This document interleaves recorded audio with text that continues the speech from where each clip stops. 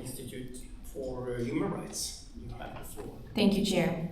I would like to draw the attention of the distinguished delegations to the alarming retaliation against female journalists in Azerbaijan. What we are witnessing is not isolated persecution, but a systematic and deliberate campaign to silence independent voices. More than 40 journalists remain behind bars, making Azerbaijan one of the most aggressive jailers of media professionals in the OSCE region.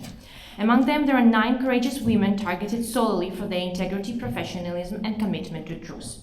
Ainurul Güneş, a journalist of Meydan TV, is known for her critical reporting and now faces fabricated charges of illegal entrepreneurship and currency smuggling. Her colleagues, Aysel Umudova and Aytaş Taptığ, face identical accusations of money laundering and unlawful business activity, offenses carrying sentences up to 7 years.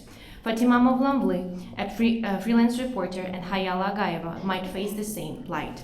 From Abzaz Media, Elnara Gasimova, Nargis Absalamova, and Sevinç Vagivgizi are prosecuted on comparable grounds. Moreover, the 3 female journalists were transferred to a remote penal colony 250 kilometers from Baku without prior notice to their families, which is an intentional attempt to isolate and intimidate them. Finally, Ulvira Ali, an independent journalist, was arrested in May 2025 on false smuggling charges. During detention, she was denied legal counsel, subjected to physical abuse, and threatened with sexual violence.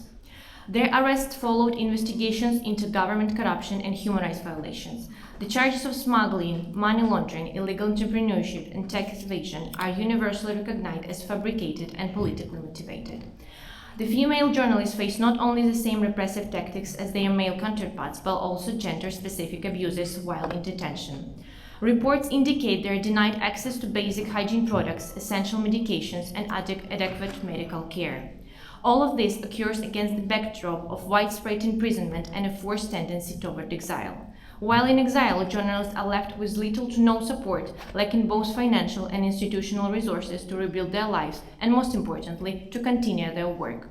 Taken together, these patterns reveal not isolated incidents but a deliberate strategy to silence independent voices and dismantle the space for free expression.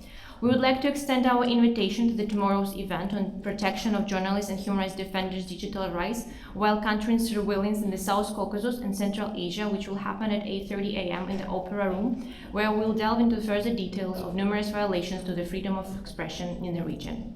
Therefore, we call on the OSCE member states to closely monitor the situation of media freedom in Azerbaijan and increase their support and solidarity for affected journalists and those resorted to exile. I thank you.